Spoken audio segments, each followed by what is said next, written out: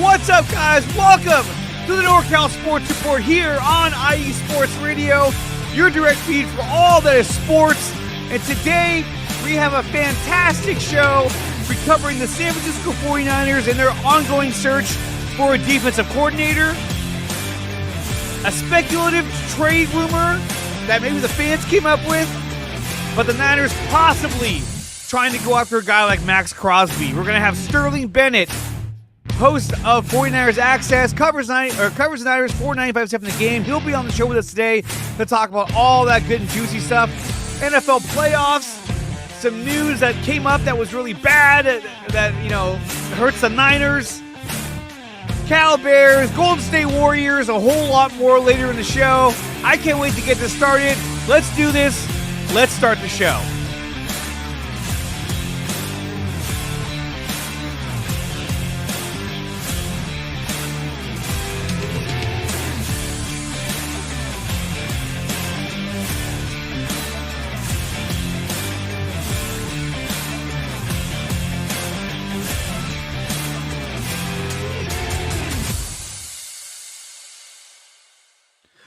What's up, guys? Welcome to the NorCal Sports Report, episode 15 here on IE Sports Radio, your direct feed for all that is sports.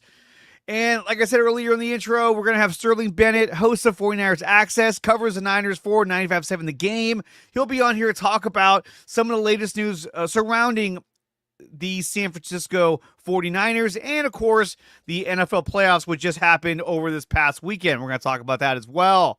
Before we do all of that, make sure you follow IE Sports Radio on X, Instagram, Facebook, TikTok, YouTube, all of this at IE Sports Radio. Check out IESportsRadio.com for a full catalog of all the shows we have to offer here on IE Sports Radio.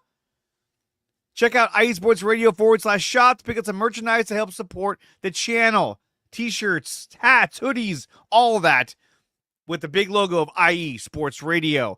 You can also find IE Sports Radio wherever you find podcasts, maybe Spreaker, Apple Podcasts, Spotify, you name it, it's there. Check out the podcast over wherever you find your podcast.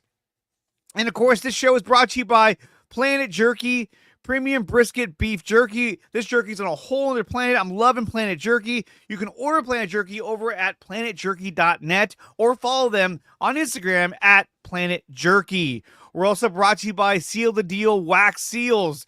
You can follow them on Instagram at sealthedeal_wax seals or place an order over at iesportsradio.com /seal the deal wax seals. If you're looking for wax seals for for invitations, wedding invitations, birthday invitations, a big announcement, then definitely check out Seal the Deal Wax Seals.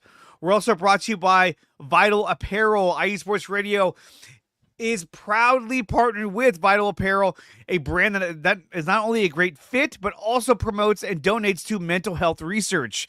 Use promo code IESR, all in caps, to get 15% off their comfortable and inspiring gym wear and help them on their amazing journey to support mental health. And we're also brought to you by our newest sponsor, which is Raw Nutrition. Check out Raw Nutrition over at getrawnutrition.com. You can use promo code IESR and get an additional 10% off your order over at Raw Nutrition Supplements. Definitely check out the supplements because they're awesome. So definitely check that out. When we come back, Sterling Bennett of 49ers Access, covers the Niners for 95.7 The Game. We'll be on here to talk about the San Francisco 49ers and their ongoing search for a defensive coordinator. Guys, you're listening to the NorCal Sports Report on IE Sports Radio, your direct feed for all that is sports.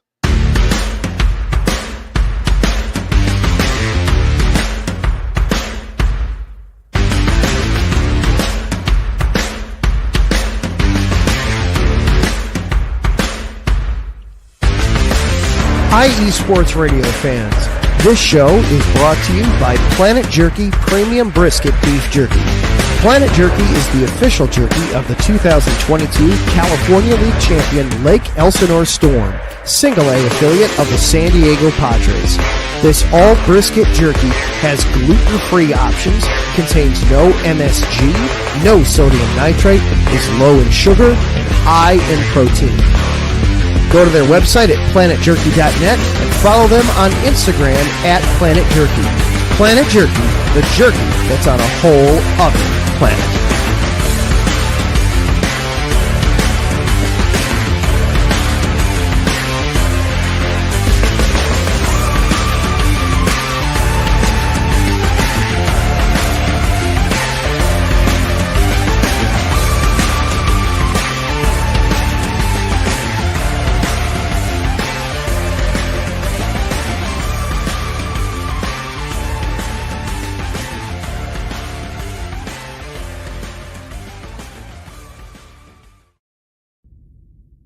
Rise and shine. It's 4 a.m. The stars are still out. The sun is beneath the horizon, but it's time to punch in and go to work. The comfort of your warm-ups turns into the grinding out of your reps as the clinking and the clanking of the plates create a symphony of euphoria. There's no other feeling like it. Earn it, burn it, and take what's yours. IE Sports Radio has proudly partnered with Vital Apparel, a brand that not only fits great, but also promotes and donates to mental health research. Use our code IESR to get 15% off their comfortable and inspiring gym wear and help them on their amazing journey to support mental health. Go hard, take part in your iron therapy, and be strong.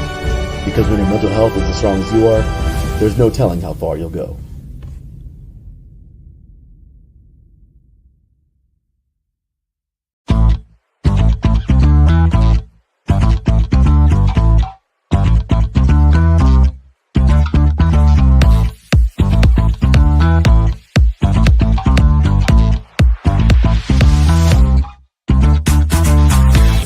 Hey there, IE Sports Radio fans. Be sure to check out our sponsor, Seal the Deal Wax Seals by Cecilia B. You just finished your very own wedding or baby shower invitations and you're looking for that extra special touch? Maybe you just wrote a letter to a relative or a friend and you want to add to their smile when they receive it. Then seal the deal with Cecilia's handmade sealing wax stamps for your invitations, letters, and gifts. You bring the deal, we'll bring the seal. You can find them on Instagram at sealthedeal_wax stamps and on Facebook, Seal the Deal Wax Seals.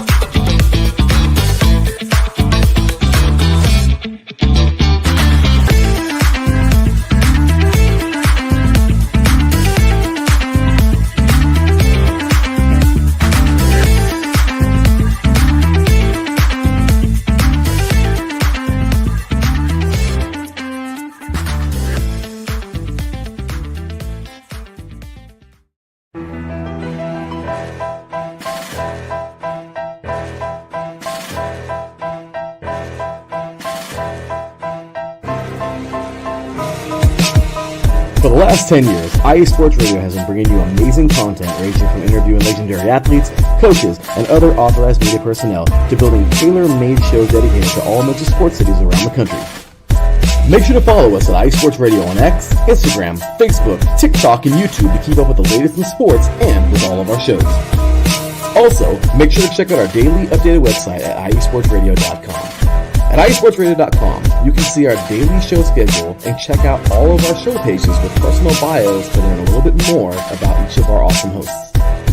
In addition to our show pages, you can catch the IE Sports Radio blog, Hall of Fame, Fans of the Month page, and our merchandise shop including t-shirts, tank tops, caps, long sleeves, hoodies, and more. For now over a decade here at IE Sports Radio, we've continued to be by the fans, for the fans, and we thank you all for your support and for making IE Sports Radio your direct feed for all that is sports.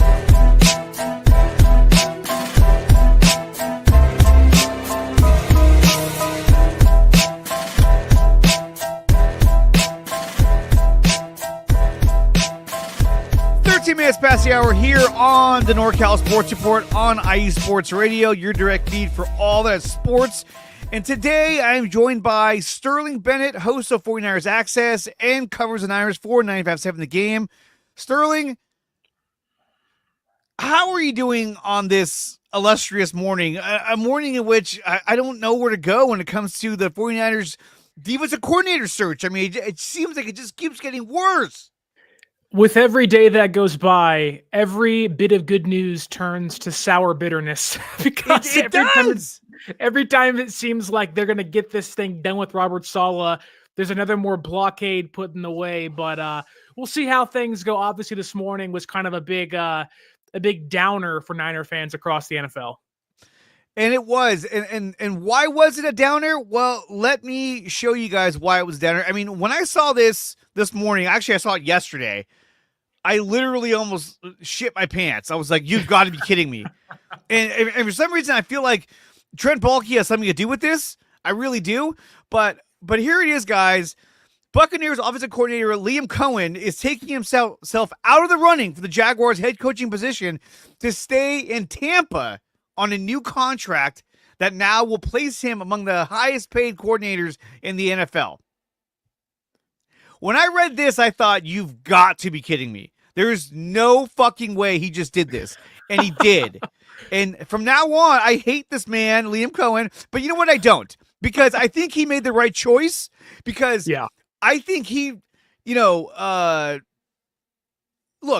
he probably looked at it and said, I'm working for Trent Baalke. This guy's a phony. This guy's full of shit. I don't want to work for this guy.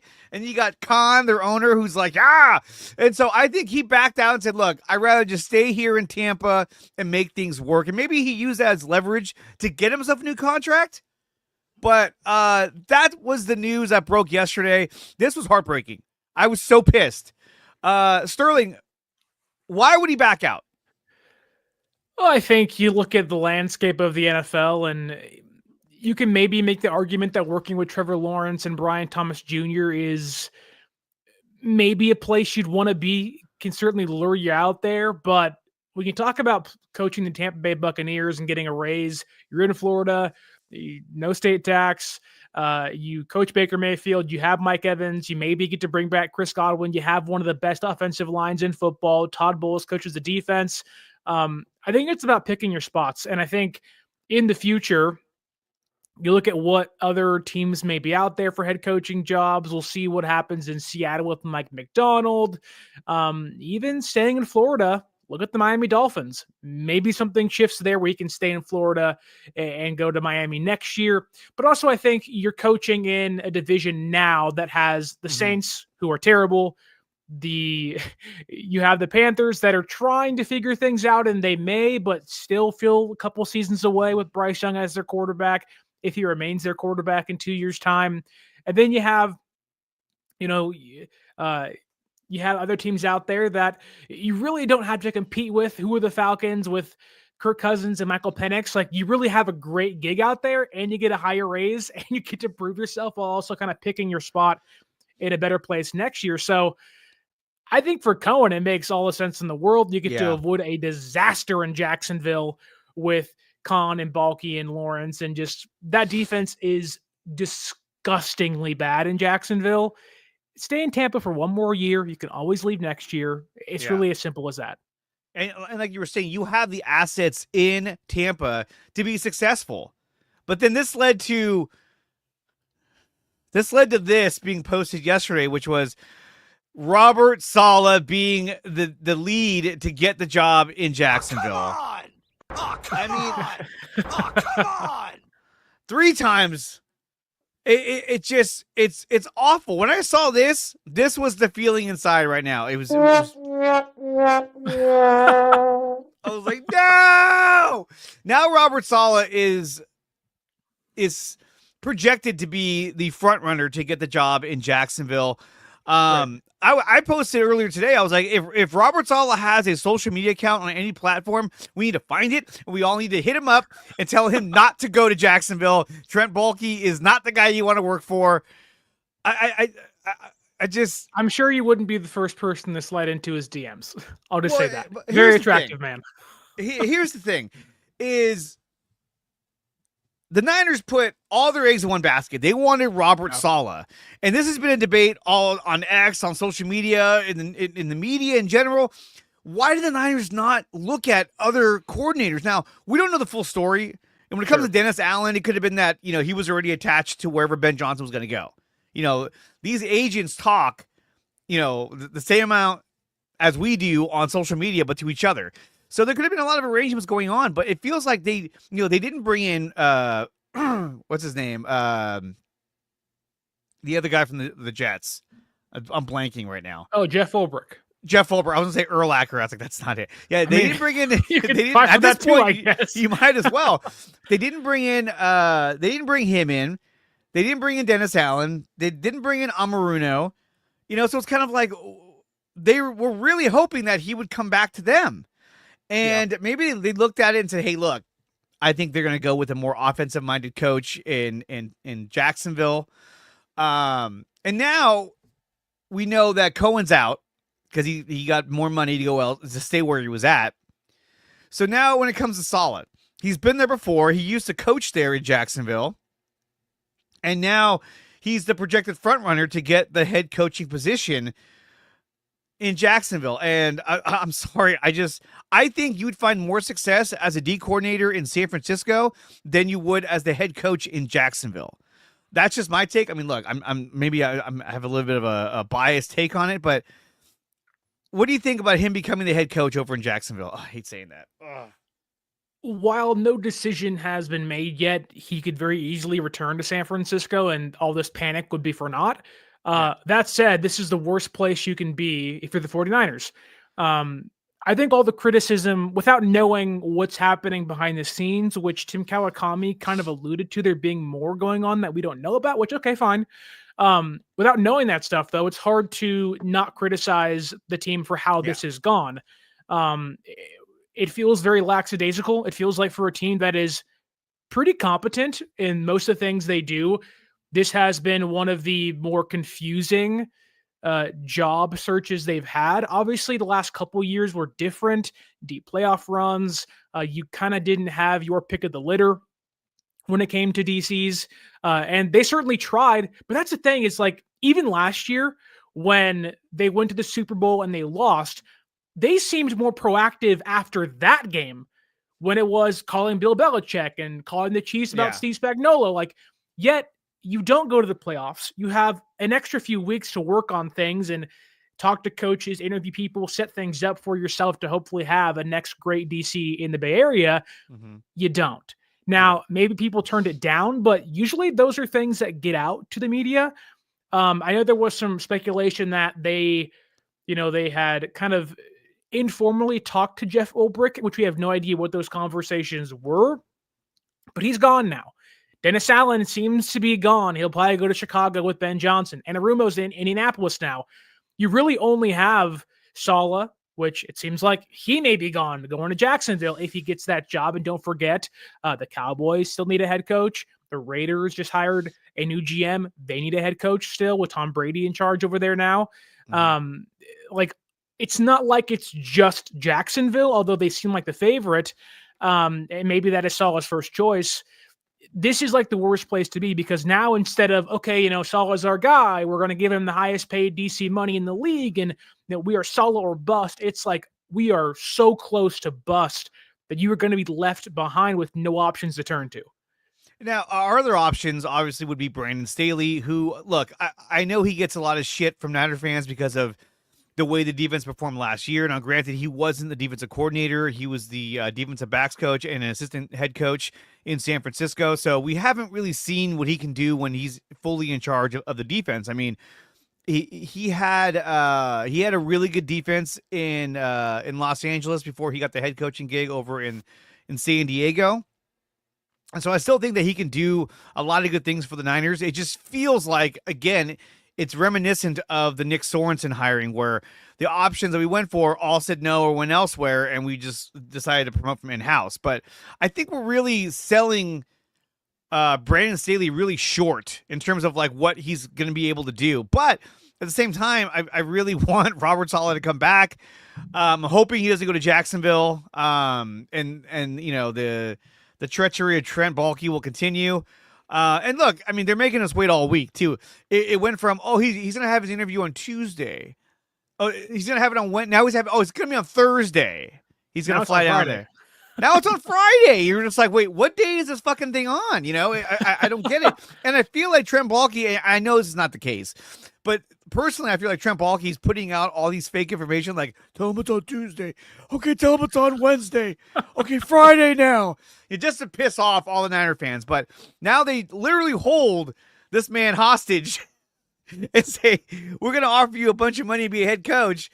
And it's up to Robert Saleh to say yes or no. And we don't know. I mean, they may be interviewing somebody else as well, and he might not even be their top candidate. But I'm kind of see how it plays out. But like you said, the Jags defense is pretty terrible, so he'd have a huge process on his hands to kind of revamp that. My whole thing was that the Jags need a offensive-minded coach because they need someone to mentor Trevor Lawrence to get him going, because he was the number 1 overall draft pick, and he's not a bad quarterback, but he definitely hasn't thrived in Jacksonville. And so I think that's why Liam Cohen was hot on, he was high on their list, but now who knows where they're going to go. But we look at who else is there. So we got this right here that I wanted to share with you. So here's some lists of other other defensive coordinators. One would be Gus Bradley. Gus Bradley is still out there, and he is the guy who hired Robert Saleh in Jacksonville as a linebackers coach. And this was the original Legion of Boom defensive coordinator, I want to say, over in Seattle. So this guy, he's really good as a defensive coordinator. Didn't have really good time over in Indianapolis. Didn't have much success as the head coach in Jacksonville. And then, of course, there's also, Matt Eberflus is also out there as well. Do you think there's a chance that the Niners have reached out to these two guys and have even talked to them? Oh, I think the Niners have 1,000% at least tossed out the idea of Gus Bradley. Gus Bradley's defense when he was in Seattle was the defense that Shanahan always points to as the one that gave him the most fits when he was the OC with the Falcons and even before that. So there's a mutual respect there from both of those coaches, Shanahan and Bradley. I get you wouldn't have the schematic changes. There'd be a schematic continuity, which is what Shanahan wants, albeit wasn't really what he talked about during his post-season press conference. But one issue I have with Gus Bradley is that I don't care you're the godfather of this Seattle cover 3 defense. I get that sounds great, and you can pitch that to your fan base. And Gus Bradley, in his historic career, has not been a terrible coach, and there's so many great things that have kind of been taken from him along the way, hence Saleh, Ulbrich, and many others around the league. The issue is, and I get personnel plays a massive role into how good or how bad your defense can be. However, great coaches get the best out of their defense, right? And it's really hard to find great coaches. And I think Saleh is one of the top tier coaches. Dennis Allen belongs in that conversation. I think Matt Eberflus belongs in that conversation. However, since 2021, Gus Bradley's defenses have ranked 26th in points allowed the last 4 seasons. So they're not stopping anybody from scoring in a Gus Bradley defense. This past year with the Colts, they were 24th against the run. If that screams, bring that guy into San Francisco, I got to sell you on something else, because that is the exact problem you're trying to get yourself away from. Points allowed and terrible run defense. And that run defense in Indianapolis had relatively good linebacker core, although not great secondary pieces. And they had to force Buckner. So it's not like they had nobody. They had Quinn Pay. They had a Fatano. Like, they had some pieces that first round talents you expect to play well. And obviously, again, personnel plays a role into that. But if you want to talk about Gus Bradley, he's on the downward trend of these coaches. It's a coach that on paper makes sense, but in reality, what he's shown the last 4 years or so kind of makes me scared that Shanahan may be somewhat blinded as to, okay, well, this guy stopped my offense, so he must be good. That's not always true sometimes. It's not always true all the time. I mean, at least he's an experienced defensive coordinator that knows what he's doing for the most part, has that experience, but still, it's going to be interesting to see who they end up going with and if Saleh takes that job or not. I feel like there's a chance that we won't even know until this weekend or Monday if he actually gets the spot, because he has the interview on Friday. And a lot of times teams don't announce anything over the weekend anyway, but these days, I think it seems like everything gets announced as soon as it gets figured out. There's also Matt Eberflus, former head coach of the Chicago Bears. That ended horribly for him. So maybe he's looking to become a defensive coordinator. And we don't know if the Niners have had interviews with these other defensive coordinators. I mean, they haven't announced anything. They haven't announced, other than Townsend, they haven't really said that they've talked to anybody else. They just said, we talked to Robert Sala already, Townsend, and Brandon Staley is an option internally. So it's definitely something that they're going to be kind of focusing on. But regardless of who they get for their defensive coordinator position, there are options in order to make the defense better. And one of those options was something that you made a video about, which was the idea about getting Max Crosby from the Raiders. Now, I don't know if the Raiders would actually make this trade, but they need help. They need draft capital. They need to rebuild their team. You got Brock Bowers, Max Crosby, and then a bunch of guys. So it's like you really need to revamp your team. What do you think about this idea of trading for Max Crosby? And do you think it's actually a legitimate trade that could possibly happen? I think when you talk about, could this trade actually happen? Sure. I think that obviously it takes two to tango. It takes the Raiders willing to part ways with one of, if not their best defensive player, but it also takes San Francisco willing to trade multiple draft picks to make it happen. I think that, in a perfect world, your defense looks like Robert Saleh at the helm and Max Crosby with Nick Bosa. Obviously, it feels like a long shot. Obviously, it feels, like that sounds so out of this world, like this is not going to happen. But I think that, and really this has all kind of been sparked by what Crosby has been saying in the media recently as of, last Friday, and also what Diamo Lenore tweeted out over the weekend, which kind of came out of nowhere. Him just being like, I want to see Max Crosby in a Niners jersey. What was that about? I don't understand where that came from, but maybe he was watching Good Morning Football, where Max Crosby was talking about his future and had been very blunt and open about, I don't want to go through another rebuild. I want to win championships. I want to win Super Bowls. I want to be perennially involved in games in January and February. And if that's the case, and the Raiders are going to go through a rebuild again with a new GM and head coach, it's going to take him a couple years to be a contender when you have to play Patrick Mahomes twice a year, Bo Nix and Sean Payton twice a year, and Harbaugh and Herbert twice a year. It's going to be a hard road to get to the playoffs. So, and not to say those teams' runs of success will last forever, but how about San Francisco, where you have Seattle, who they're competent enough and maybe on the upward trend, got to find a new quarterback. But then you have the Cardinals that are kind of putting things together. They're certainly playing spoiler beat San Francisco twice this year, but you look at what's to come, hopefully next year for San Francisco in 2025, the Rams could lose Matthew Stafford. They could lose Cooper Kupp. Like the Niners could be, if they're fully healthy again, the top dog in the NFC West, at least, if not the entire NFC. And so if, is a trade like this possible? I don't see how it couldn't be, unless the Raiders simply just say no. I know a lot of fans in my YouTube chat yesterday and on Twitter were like, don't do it. No, it's a bad deal. You can't do this. And I'm like, why would you not want another star edge rusher that this defense has been looking for the last 5 years? It was Dee Ford, it was Leonard Floyd, it was Chase Young, it was Drake Jackson. Like, they've been trying to find the guy opposite Nick Bosa, and they haven't been able to for a variety of reasons, right? But he ranks 6th in sacks since 2019, 59.5, just 2 spots below from Nick Bosa. He has almost 430 total pressures. He has 9 forced fumbles. Like, this is one of the most dangerous defensive players in football. Absolutely. I don't know how anybody would not say, yeah, bring him to San Francisco, but that's where the conversation of compensation comes in, which is what the big hang-up could be. And I'll just ask you this. While I have a comparison trade here, I'm sure maybe you watched yesterday on my own show, but I tossed it out there on Twitter.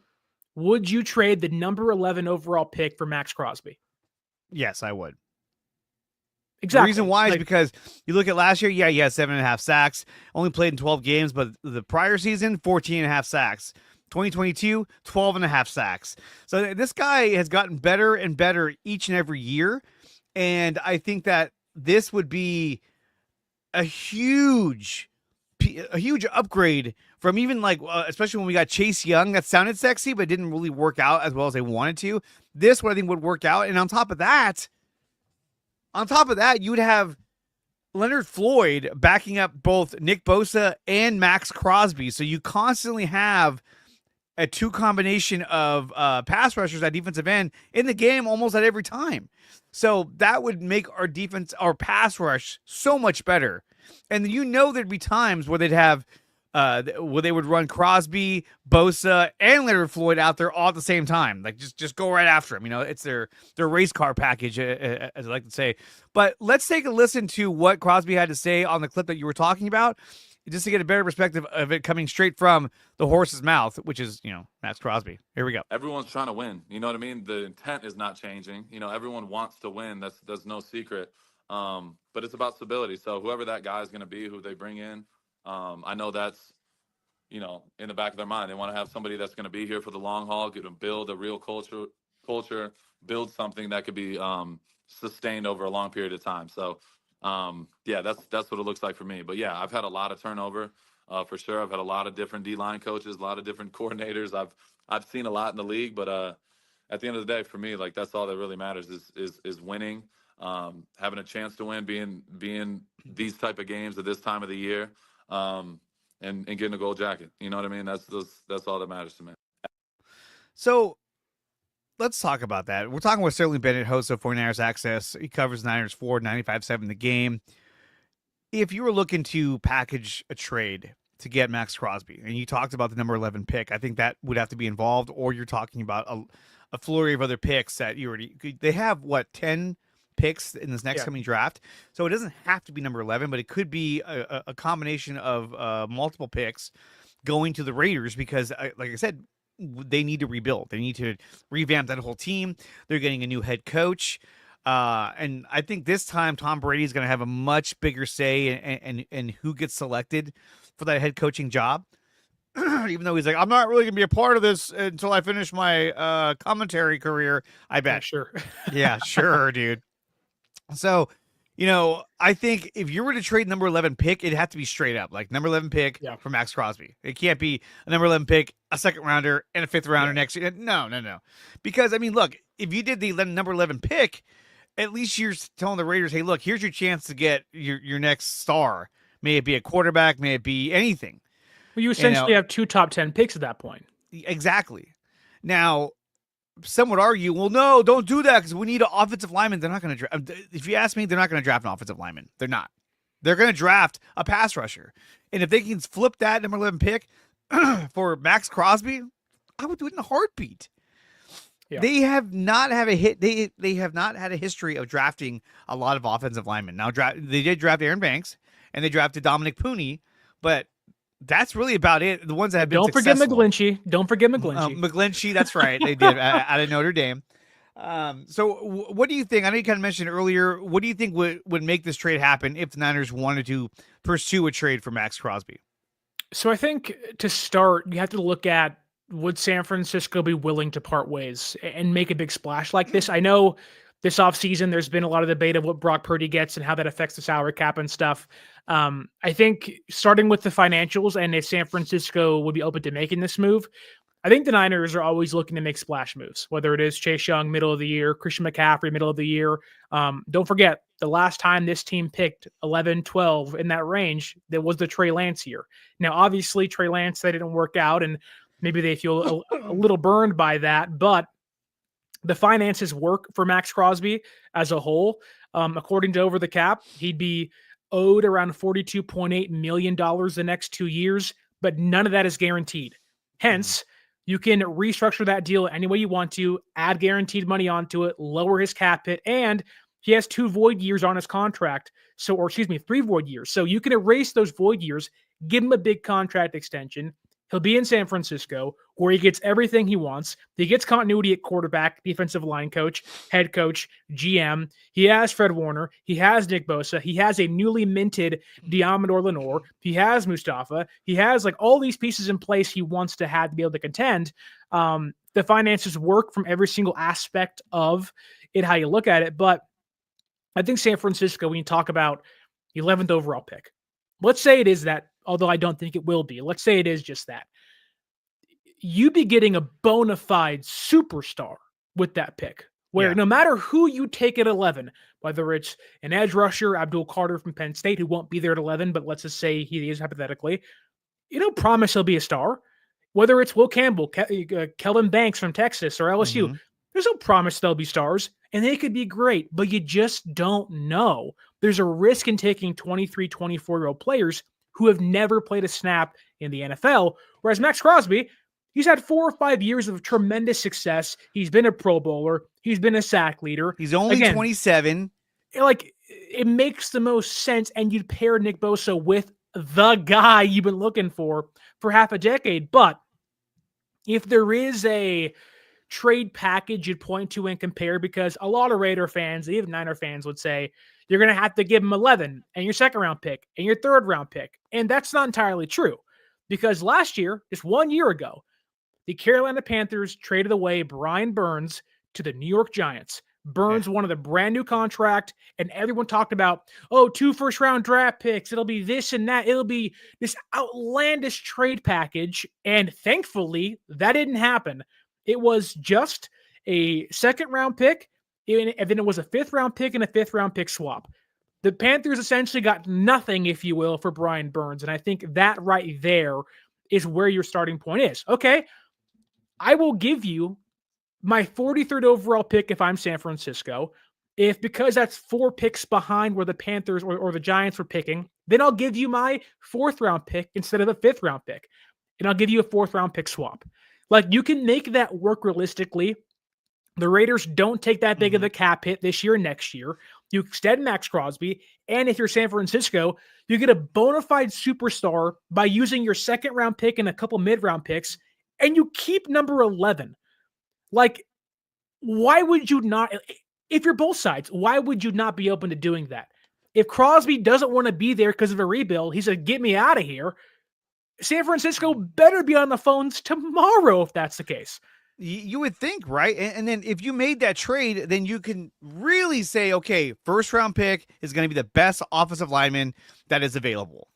Maybe, or right defensive tackle. Who knows? Or defensive tackle, because at that point, if you're taking on Max Crosby, they're probably not going to go sign a DJ Jones because now they're dumping money into him. Or defensive tackle, offensive line or defensive tackle. And look, as much as we hated our offensive line, most of them are going to be back next season, except for Aaron Banks. He's a free agent. But I mean, honestly, the times that we had Ben Barch or even Spencer Burford at left guard, they actually performed really well, better than Aaron Banks. I don't know what was going on with Aaron Banks last year, but he was he underperformed. But the question too is that, would Mark Davis make this trade? I mean, a lot of people say that Mark Davis would never want to help the Niners, but I mean, honestly, they're not even in the same region anymore. Yeah. He's in Las Vegas, and this would give them more draft picks to make this team better. And I think that a new and incoming coach and GM would want more draft picks. Like, yeah, let's do this. This guy wants to get out of here. We're not going to be contending for the next few years. Let's get some draft picks and let's do this. Because they have 10 draft picks, almost 12 at one point, but they have 10 draft picks this upcoming draft. I mean, that's a lot of players that to select from. So I would do it. I think it'd be great. I would love it.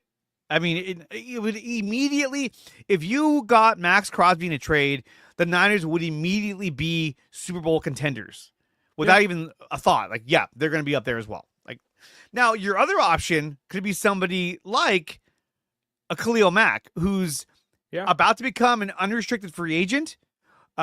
He's debating on if he wants to keep going with his career. Now, granted, he's an older player, but this would be another option that they could explore, is trying to sign a guy like Khalil Mack. What do you think about that option of Khalil Mack?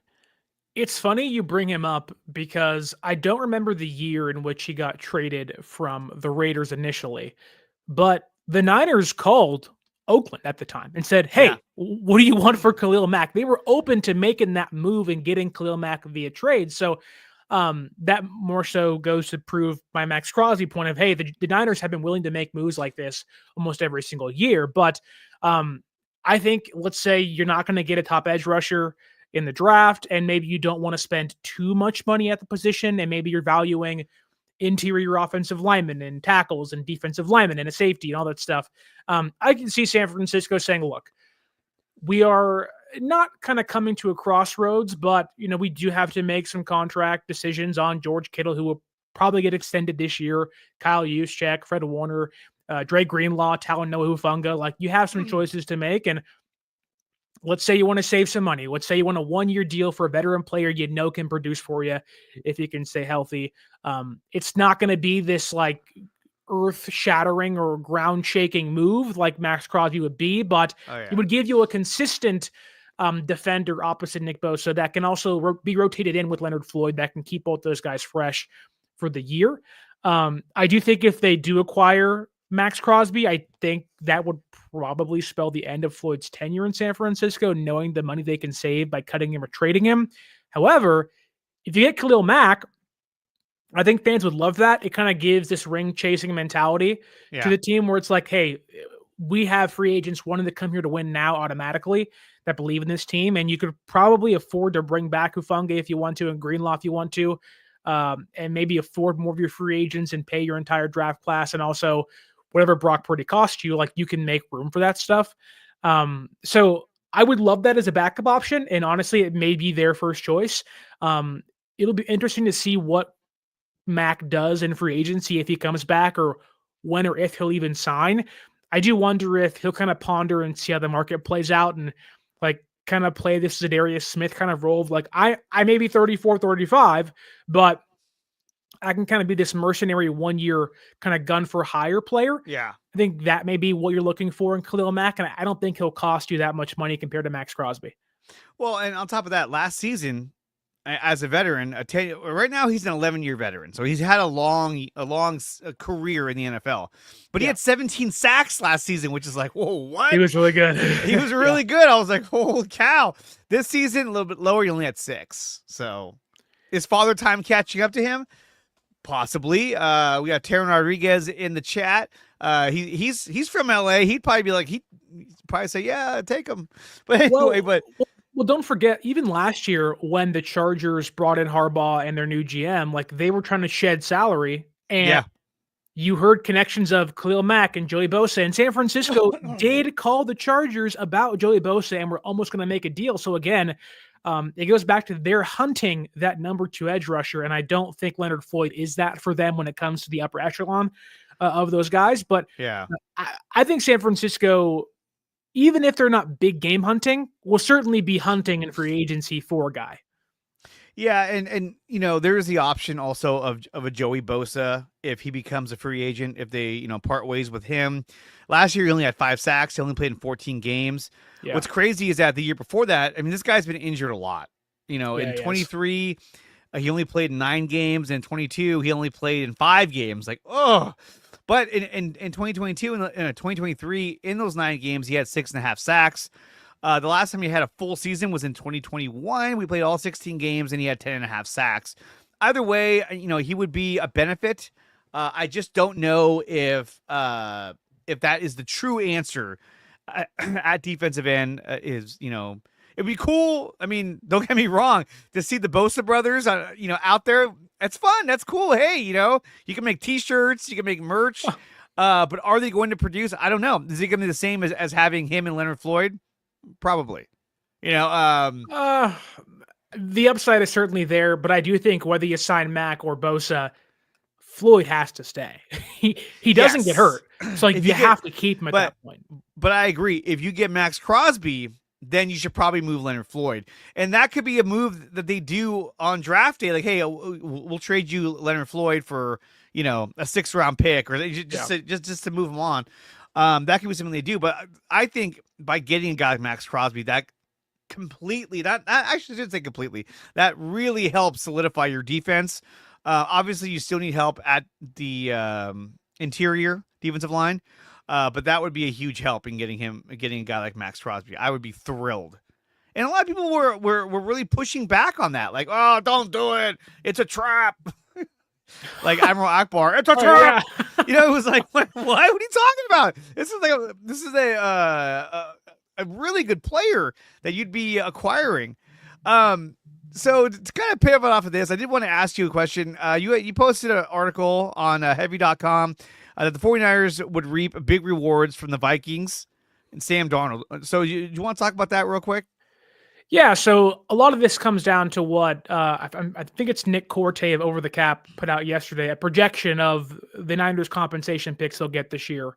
And they'll get one for like Ray McLeod in the 7th round. They'll get one for Chase Young, who went to the Saints this year. But the big one is Sam Darnold. And I know a lot of it has been made of, could they bring him back to San Francisco and, you replace Brock Purdy, whatnot. But I think the letting go of Sam Darnold, albeit I don't think this was the plan in mind. I don't think they thought he would do what he did this year, but because he signed that 1 year, I think it was like $10 to $11 million contract with the Vikings this past offseason. I think it was 10, played great, paid 99% of their snaps. McCarthy gets hurt. He becomes a starter. They go nuts. He is projected as of right now to be in line to give the San Francisco 49ers an extra 4th round pick in compensation. So you're looking at this year, they'll get 10 draft picks, and they'll have their 1st round pick at 11. They'll have their 2nd round pick, but then they have 2 3rd round picks because of Rand Carthon and DeMeco Ryans. Then they have what, as of now, is 3 4th round draft picks because of Chase Young and now Sam Darnold, where we talk about the Niners having to hit on picks. Getting a free 4th round pick from Sam Darnold is huge. Don't forget last year, you had guys like Jacob Cowing, Isaac Guerrero, Malik Mustafa, all in that 4th round. So it's a round San Francisco commonly hits on, and it also gives them more maneuverability to go up and down the draft board to get a guy they like. We saw last year San Francisco did that a ton in the middle rounds, so I wouldn't be shocked to see that. But as of right now, as the things project, Sam Darnold's leaving last year and going to the Vikings and playing great could net San Francisco an extra 4th round pick. And that'd be huge. Another pick for them to use either to draft or to trade. It just gives them more flexibility. I agree. That would be awesome to get that for Sam Darnold. There is one drawback though. Corte went on to say, like, Darnold, yes, as of now, can get that 4th round pick for you. But there is this awkward like bubble he's sitting on where, because his contract didn't have any playoff incentives, because why would it? He was Sam Darnold a year ago. That there is a way where that 4th round pick becomes a 7th round pick. And instead of Sam Darnold's contract on the books, it's Clelin Ferrell going to the Commanders. So as of right now, it's great news, but it could certainly become bad news later on this year. So let's talk about the current playoff situation right now. I know you probably watched a lot of that over the weekend. Not really a single good games. snap. Hated Really? all of them. No, I'm kidding. You're like, I don't want to see this. Yeah. But when we look at the current playoff bracket, this is courtesy of ESPN. Who are you taking between Bills and Chiefs? That's who the do biggest I want game. to win, or who do I think will win? Big Both. difference there. Who do you want to win? And who do you think will win this game? I think I'm with the entire world in saying I want to see Josh Allen and the Bills go past and beat absolutely Patrick Mahomes. I think a lot of this, the hate that the Chiefs get, a lot of it was simply because they're good. They have Mahomes, they have Kelsey. They're very successful, and people hate success. But after watching my team, the Niners, lose 2 Super Bowls on pretty interesting plays, 3rd and 15 still haunts me to this day from 2019. That said, after watching the Texans and Chiefs game and just seeing the penalty disparity between teams and how the refs called that game, and I'm not saying games are rigged. I just think it's simply they know Mahomes is their golden ticket to views and people hate them. And it was really ugly to a point of you had CJ Stroud and you had Will Anderson in the postgame press conferences talking about, we know what it means to come here. You have to play the Chiefs and the refs. It's a bad look for the NFL. It is.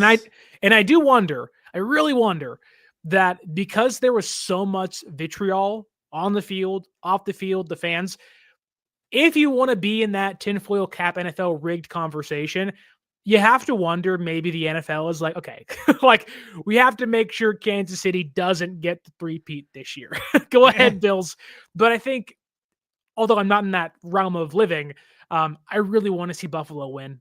I think they lost 3 or 4 Super Bowls when they had Jim Kelly and Thurman Thomas leading the charge. Josh Allen's a great guy, incredible quarterback. I want to see him get the monkey off his back this year. Grew up a Niner fan. Big time Niner fan. That's all I needed to hear. Big country boy, first round. Like, it's just, there's so much to like from Josh Allen. And I think that this, whatever day it is, Sunday, Saturday, whatever day it is, the history between these teams it's going to be an all-time like hate fest because these teams hate each other and they can't wait to watch it. Speaking of, the bad calls that we saw over this past weekend, this just irks me, pisses me off when I see crap like this. Patrick Mahomes does not agree with the narrative that he and the Chiefs get extra calls from the refs. I don't feel that way. I just feel I just try to play football, and at the end of the day, the referees are doing their best to call the game as fair and as proper as they can. Go fuck yourself. I don't care, Larry. I'm sorry I swore. But no, dude, it was ridiculous. And then not only that, but the shove, not even the shove, the push out of bounds, and he was like, and he flopped. and I'm so glad they didn't call that. They were like, I can't do that one, dude. And then not only that, but that got blown up all over social media, all over ESPN. So, he's aware that everyone's looking at that like, oh, they all noticed that. I thought I was being slick about that. And not only that, but then, what is it? The head of officiating has to release a video to, describe why that one call was made. And I'm sorry, but like, if the head of officiating has to, make a video to talk about why the call was made, to me, that at least says that at the highest level in the NFL, they're aware that now it's... Oh, they have to be. I mean, before, I think they kind of played it off as if like, oh, that's just an urban legend, whatever. Fans are going to say all kinds of crazy stuff. But now I think that's kind of been put more into light. And so now they're probably like, okay, so everyone's kind of aware of this now. Like, the only time I've ever seen Patrick Mahomes not get the calls and the Chiefs not get the calls that they were supposed to be getting, that they're used to getting, was against the Buccaneers. Because I don't think, this sounds really bad, but I don't think the NFL was like, I mean, I should say this. I think the NFL had a stance of, hey, he cannot outdo Tom Brady. And because Tom Brady was on the other side, I mean, how many holding penalties they were calling holding on the Chiefs left and right, pass interference, everything that they normally don't call against the Chiefs, they did in that game because Tom Brady was on the other side. So I think they were like, well, if he wins, he gets to cement himself as the greatest of all time. And so there was a lot more riding on that. I mean, this is me purely speculating at that, but that's just kind of what I feel.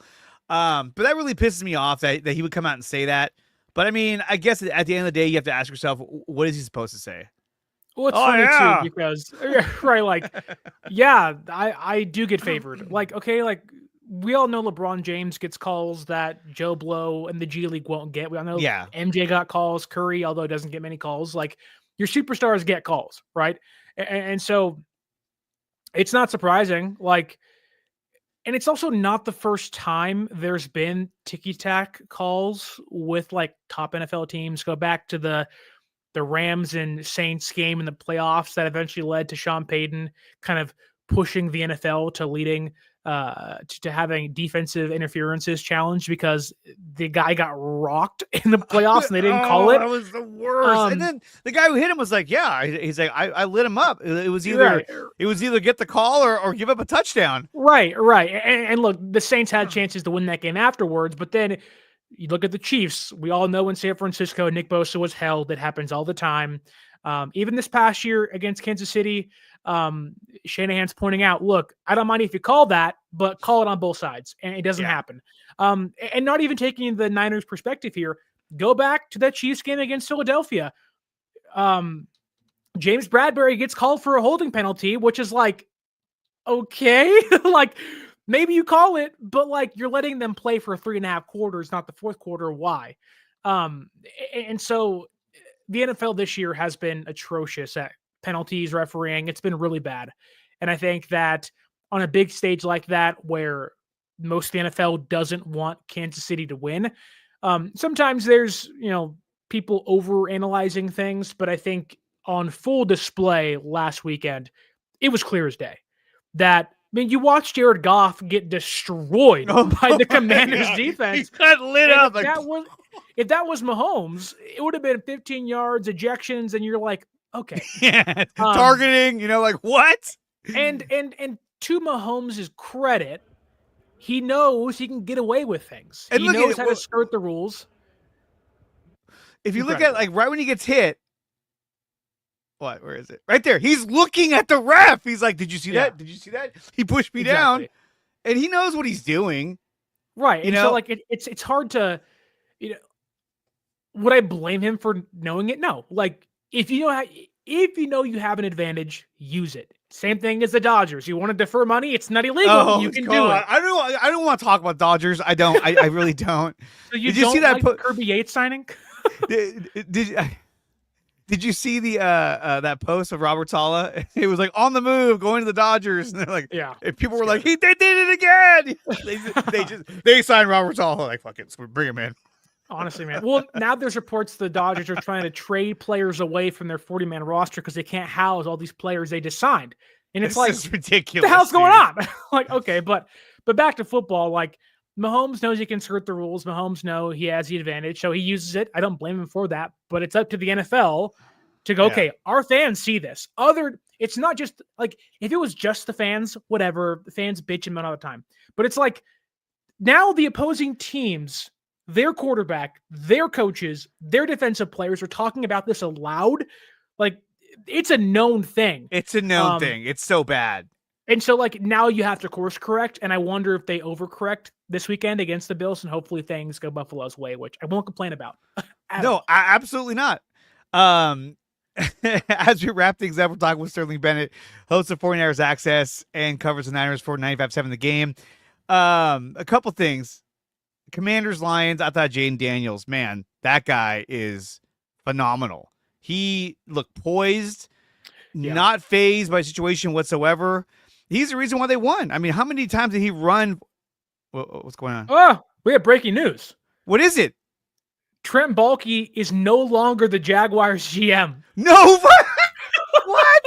Hold on. Okay, hold on. This. Oh my god. Hold on.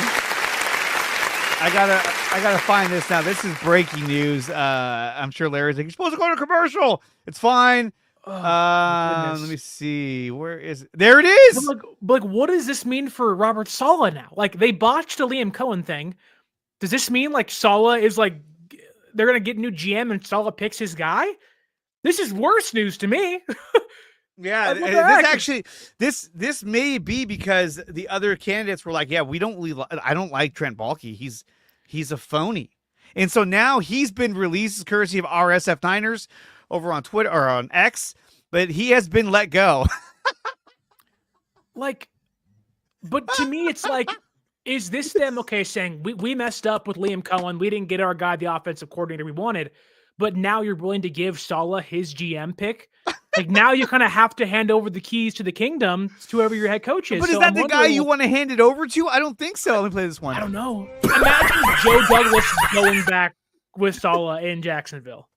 This is unbelievable. So all this time we've been playing it up like, Baalke's conspiring against the Niners, and then he gets fired. Oh my goodness. And Khan recently said that he did not feel that Trent Baalke influenced the decision making of coaches wanting to come here. Apparently, he thought wrong because now he's fired him. But like, why would you wait this long? Like, was was Cohen declining the job the final straw? Because It must have been. like you fired Doug Peterson, you let Baalke make that decision, which okay, I agreed with, but it's like you can argue the issue in Jacksonville isn't coaching, it's personnel. Like Well, maybe what it drafted is- Trayvon Walker over Aiden Hutchinson, and Walker's fine, but it's like Aiden Yeah. Hutchinson's Aiden right Hutchinson's there. a monster. Maybe it was the fact that he listened to what you were saying and he reached out to Jim Tomsula and said, "Hey, you want to come back?" God. That's it. I'm done. Get him out of here. Oh my goodness. And look, we've known this from the past, from his social interactions, is that Trent Baalke typically doesn't take responsibility for any of his failures. So more than likely, he was blaming it on everybody else. And then maybe Khan just said, "You know what? I'm done. You're fired, dude. Get out of here." So this is great news for the world. Again, we're going to cheer for this. Trent Baalke has been fired. And I never cheer.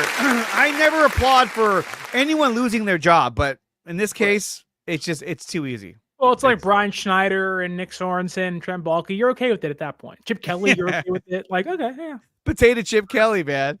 But Trent Baalke is no longer making decisions in Jacksonville. How would that influence their next head coaching position? I don't know.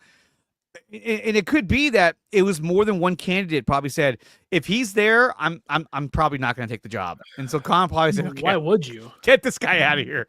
Does this mean that Salah's going to take the job? Maybe, because now they got to find a new GM. But if you're Robert Saleh, you're like, wait a minute. Okay, so now you want to find a new GM. You want to hire me, and we got to really figure this out with the draft not that far away. To me, you have to have a GM before you have a coach. But in this case, I think he's going to go the other way around. Niners didn't. Niners didn't do that. But who do they go to now? I mean, like, what coach is the kind of guy you bring in that can run essentially everything? I don't think it's Robert Saleh. Who? Mike McCarthy would make some sense. Mike McCarthy. But He's like, I like the Cowboys. But yikes. Like that's nuts, dude. That's them firing Baalke a day before Saleh is supposed to fly out and 2 days before their interview. Either they're prepping for that, or they're just like, look, we're not getting anybody we want. We've had a couple guys turn down the job here. You didn't get Ben Johnson. You didn't get Cohen. We're losing on candidates. Like, we don't have many people left. The Jaguars are a mess. Something just happened, dude. Like, something happened really bad that led to this on top of everything you just talked about. That's insane. And he can go join the couch with Mark Andrews, who dropped the ball to help tie the game. Goodness. They're both like, Man. yeah, that's it. We fucked up. Him and failed. Devondre Campbell is out there dabbing it up, eating some popcorn, watching football like Dwight Goodman after dodgeball. Oh, it's gonna be great. It is absolutely great. Sterling, thank you so much for coming on here and talking to me about NFL and Niners. Like always, dude, it's a pleasure to have you on.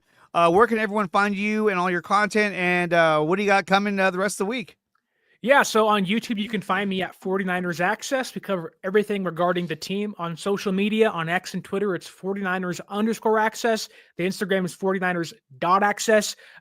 Everywhere podcasts are available, you can find me again at 49ers Access. And we may just have to talk about this Baalke stuff later today, so we'll see what happens. There we go. I I can't believe this just happened. Oh, my God. Perfect. Wow. And all this time of like, he's torturing us. I hate Baalke. Then he got fired. Man, It another shows you wrinkle. It shows you that Khan is not as naive as maybe some of us may have thought. Unbelievable. I can't believe it happened right now, but I love it. Guys, you're listening to the NorCal Sports Report on IE Sports Radio, your direct feed for all that is sports. And when I come back, we'll be talking some Golden State Warriors basketball here on the network. We'll catch you guys after the break. Sports fans, do you like teams that are tough, cities that are tougher, and fan bases that are passionate about their teams? How about teams that are historic and stadiums that are iconic? Then you belong in Chicago, and you need to check out Chi-Town Weekly. Join me, Adam Kernan, every week as we keep up with all things Chicago sports. Bears, Bulls, Blackhawks, Cubs, White Sox. We'll cover them all, plus more. The Windy City is always buzzing, and we'll keep you up on all the big games and major stories. So tune in to Chi-Town Weekly every week right here on IE Sports Radio, your direct feed for all that is sports.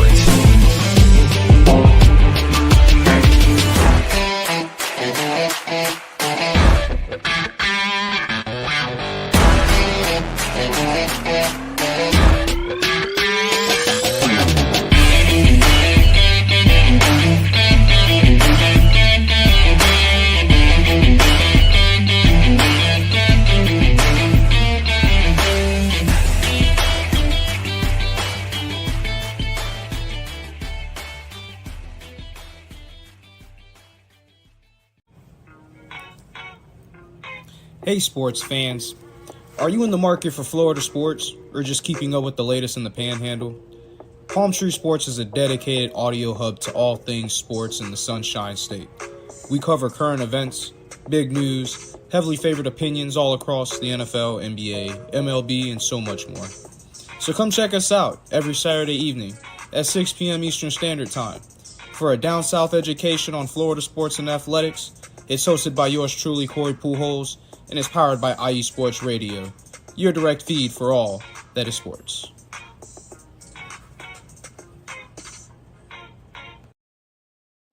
What's going on, you guys? Welcome back to the NorCal Sports Report on IE Sports Radio, your direct feed for all that is sports.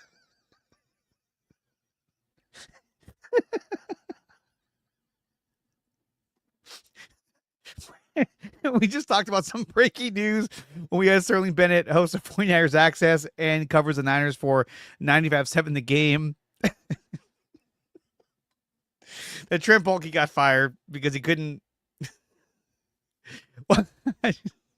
he couldn't acquire coaching talent, and now he's been fired. So the former GM that ran Harbaugh out of here, drove his franchise into the ground, has now been fired from the Jacksonville Jaguars as they look for a new head coach. Hopefully Robert Saleh, somebody get on the phone with him, say, dude, don't go there. Just get out of there. That place is a train wreck, as they fire him days before Robert Saleh is supposed to show up and have an interview with the Jacksonville Jaguars. Oh my God, this is unbelievable. I still just can't get over this. I can't.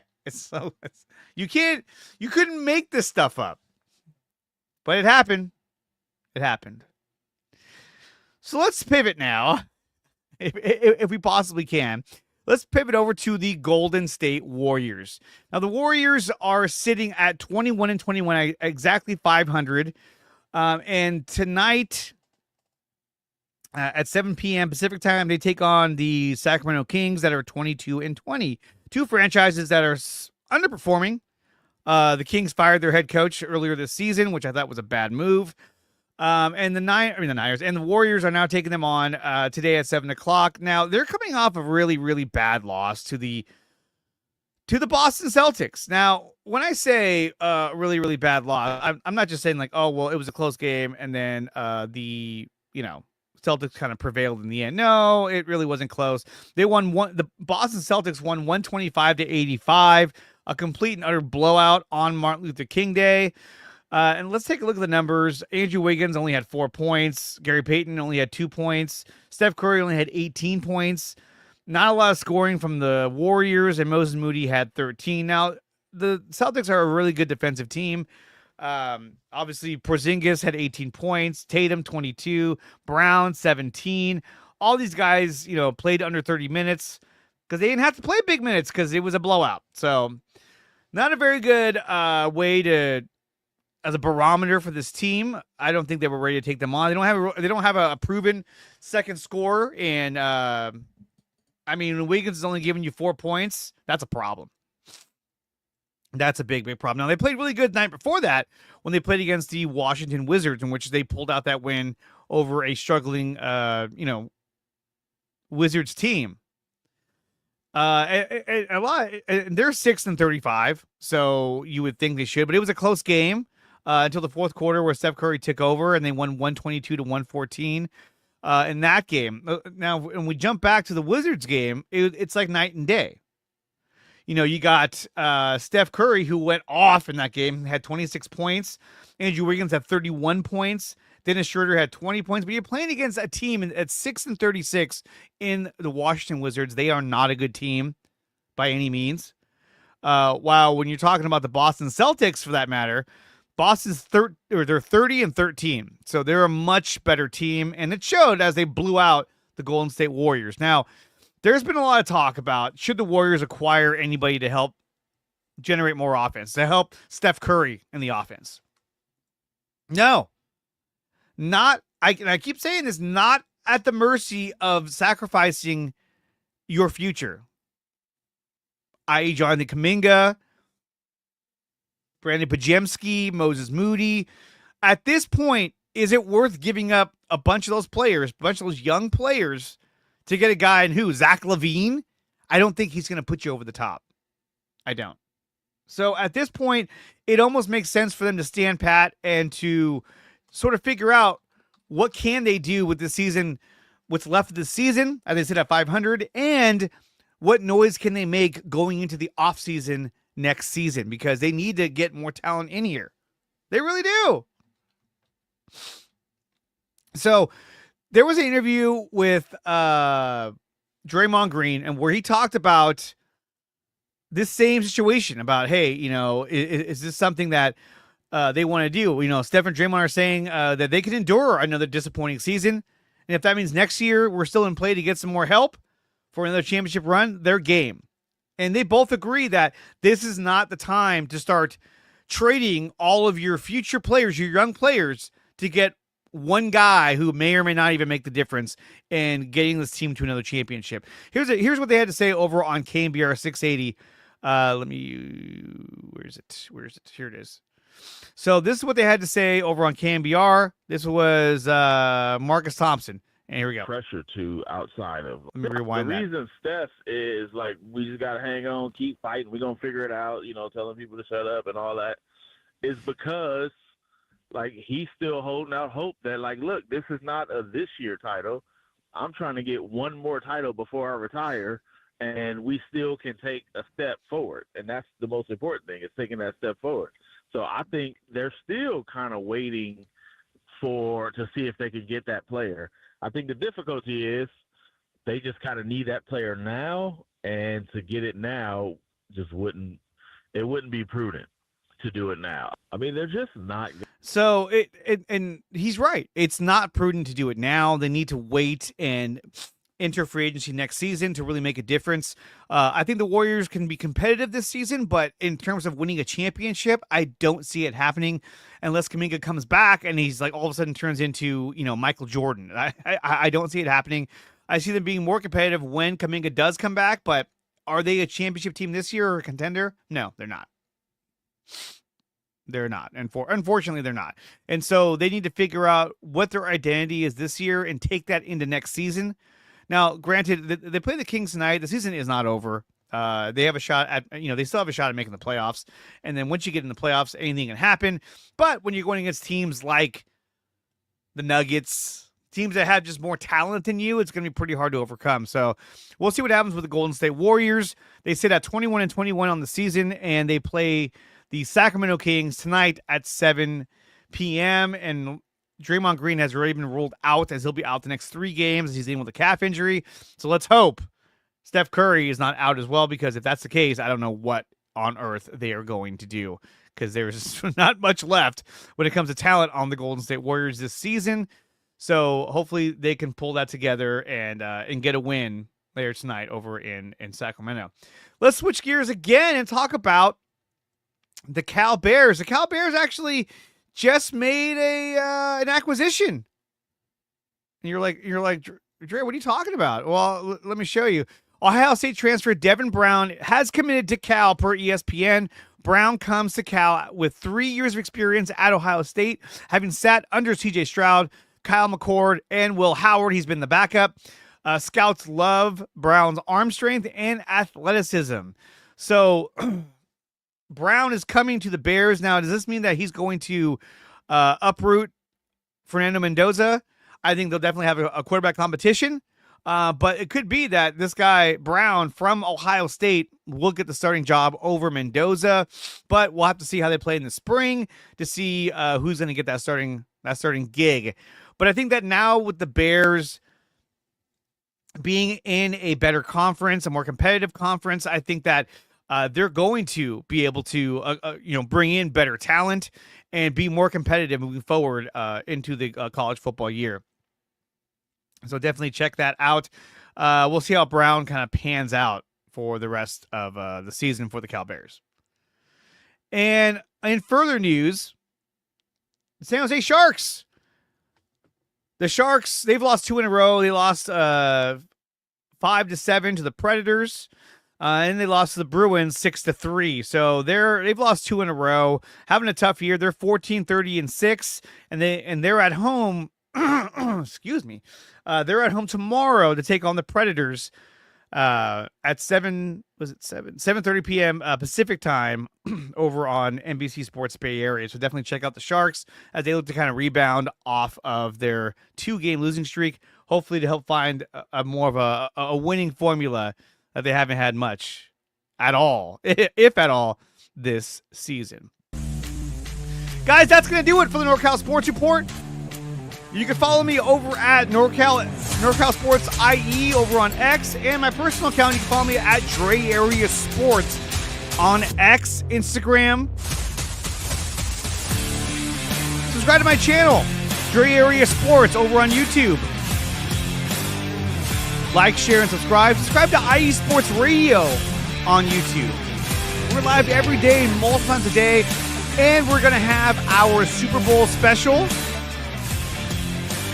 We're going to have an all-day streaming event on Super Bowl Sunday. I will be live at 9 a.m. Pacific time to talk about the Super Bowl on Super Bowl Sunday, so definitely check in on that. All the shows are posted on IE Sports Radio. When you go to the YouTube account, you'll see all the scheduled shows for that day. We'll be streaming all day long, bringing you coverage of Super Bowl 59, which I'm looking really, really forward to. It's going to be a lot of fun. That's going to lead to the USRN broadcast of the Super Bowl 59 audio broadcast on IE Sports Radio. It's going to be a lot of fun, you guys. Trent Baalke's been fired. It's the greatest news of the day. If we don't get Robert Saleh, that's going to suck, but at least he's been fired. And that makes me happy. Sad but true. Guys, you're listening to the NorCal Sports Report on IE Sports Radio, your direct feed for all that is sports. And we'll see you guys next time. Peace.